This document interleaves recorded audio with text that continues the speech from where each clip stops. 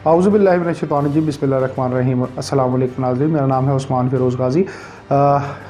YouTube channel है इन्फोग्राम 360 और आप देख रहे हैं सच क्या है। नाज़रीन, पीडीएम टूट फूट गई, तार तार हो गई, कहीं की नहीं रही। ये है आजकल का अहवाल।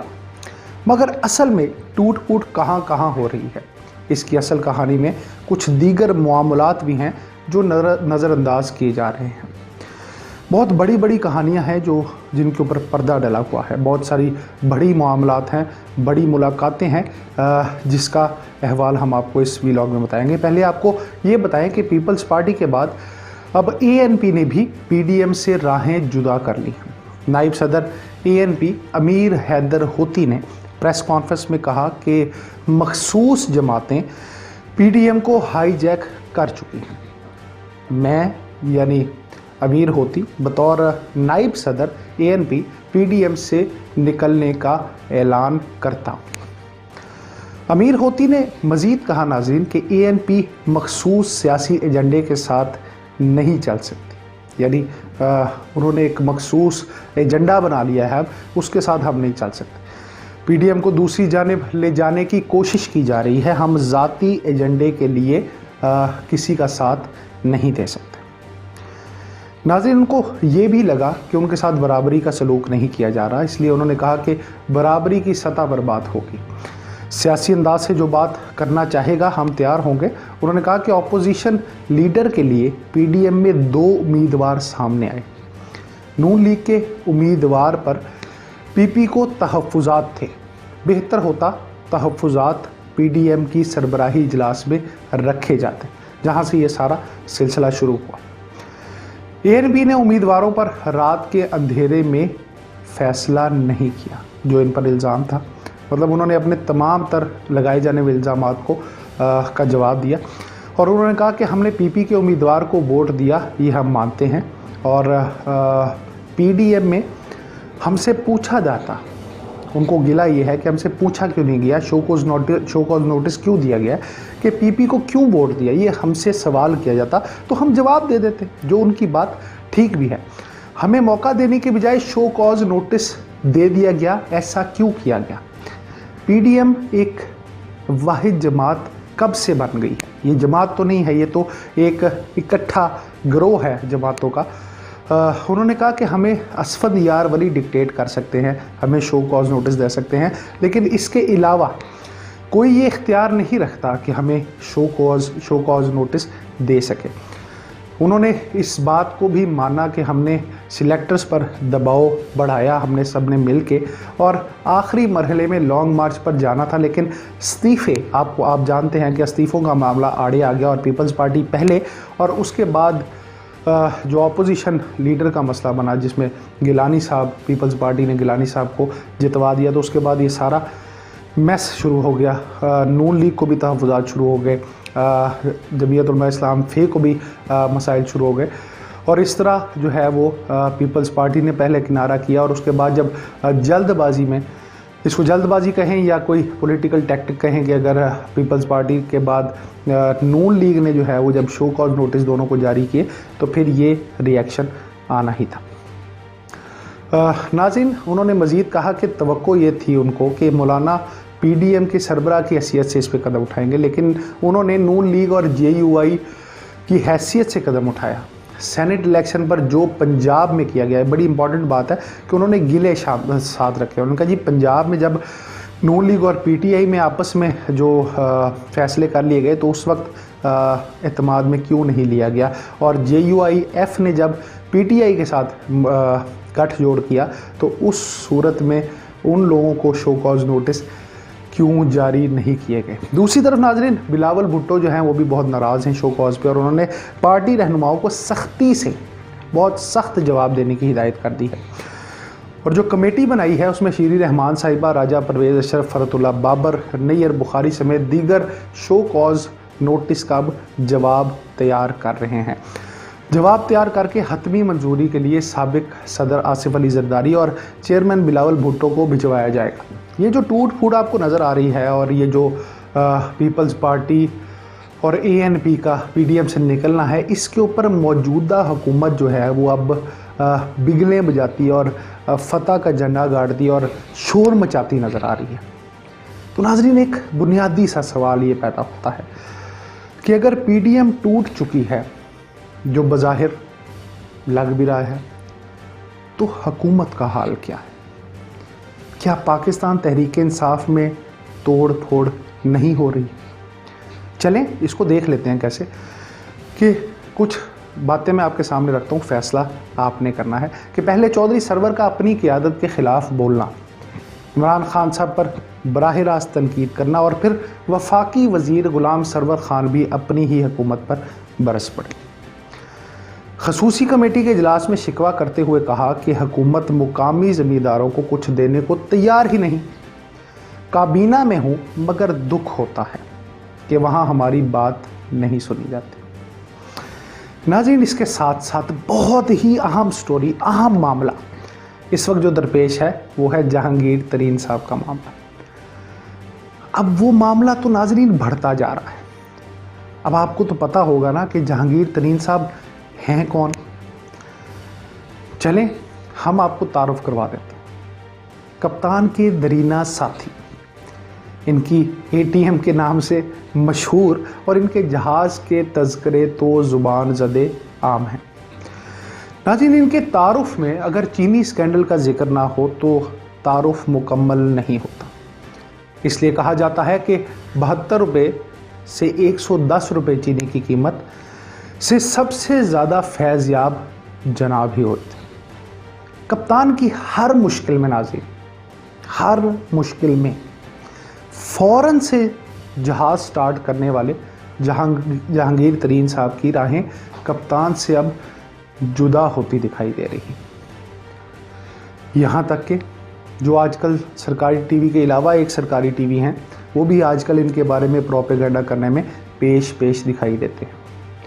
नाज़रीन, ना सिर्फ इनके ख़िलाफ़ FIR हो रही है बल्कि इनकी फैमिली को भी साथ घसीटा जा रहा है, उनको भी नामज़द किया जा रहा है। अब नाज़रीन, वजूहात बताने वाले बताते हैं, अंदर की स्टोरी बताने वाले बोलते हैं कि जो वजूहात बताते हैं उनसे मैं ज़ाती तौर पे मुत्तफ़िक नहीं हूँ, लेकिन बहरहाल आपके सामने रख देते हैं कि कहते हैं जी कि जहांगीर साहब की फ़ैमिली की खान साहब की फ़ैमिली से कुछ ख़ास बनती नहीं। दूसरी वजह जो सामने आ रही है वो ये है कि गिलानी साहब को सेनेट में वोट दिलवाने के पीछे भी कहीं ना कहीं जो एक्स्ट्रा वोट डले उसमें जहांगीर तरीन साहब का भी हाथ था। और अगर बुज़दार साहब की बेहतरीन कारकर्दगी के बाद जो हाल तहरीक-ए-इंसाफ का पंजाब में है, इसका अगर फ़ायदा नाज़रीन हो सकता है किसी को, तो वो हैं जनाब जहांगीर तरीन साहब। तो नाज़रीन, ये सब करने का मकसद उनको बताना है कि उनको किस हद में रहना है।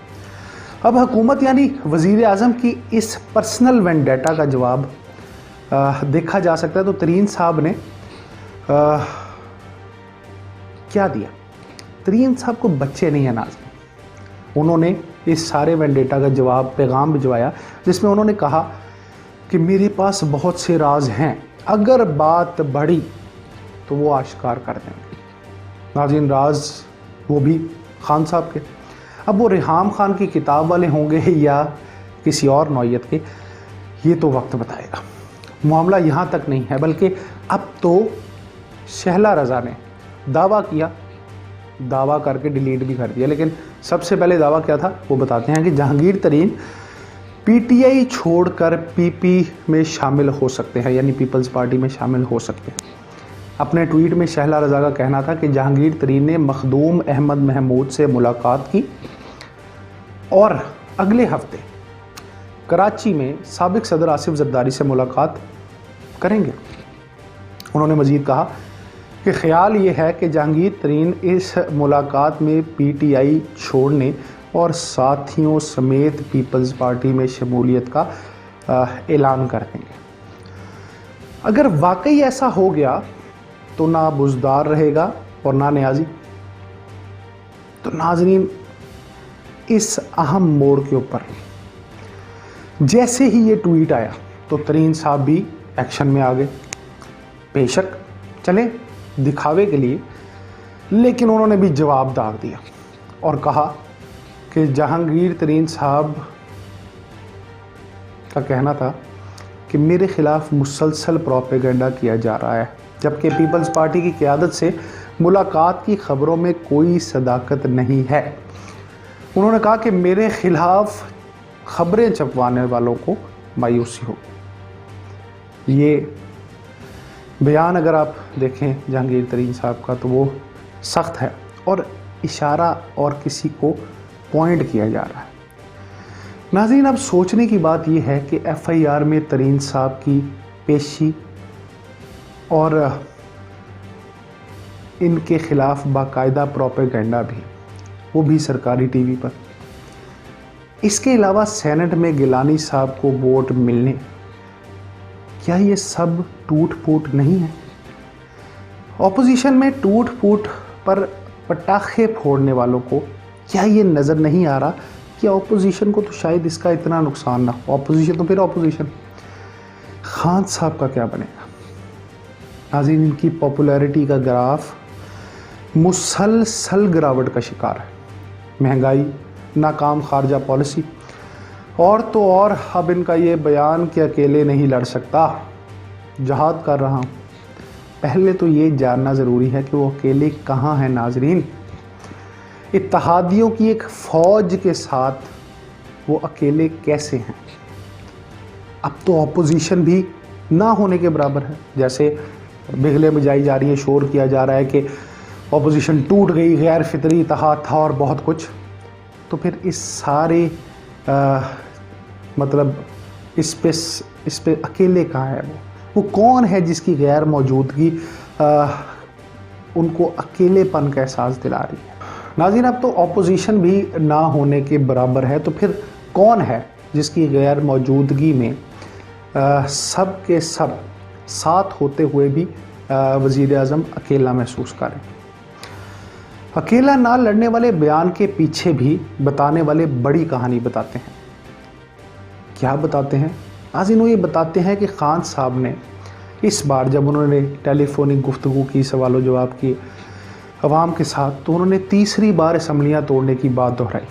इससे पहले उन्होंने जब ये कहा था तो मामलात को मुक़्तदर क़ुव्वतों की जानिब से संभाल लिया गया था। इस बार उन्होंने ऐसा दोबारा किया। शायद वही खुमार था कि इस बार भी मिन्नतें होंगी और इन पर इनकी हर नालायकी की तरह इनकी हर मसले को कवर मिल जाएगा, मगर अंदर की खबर कुछ और है। अंदर की खबर ये है नाज़रीन कि इस बार वाज़ेह पैगाम मिल गया है कि हमारे पास ऑप्शन मौजूद है।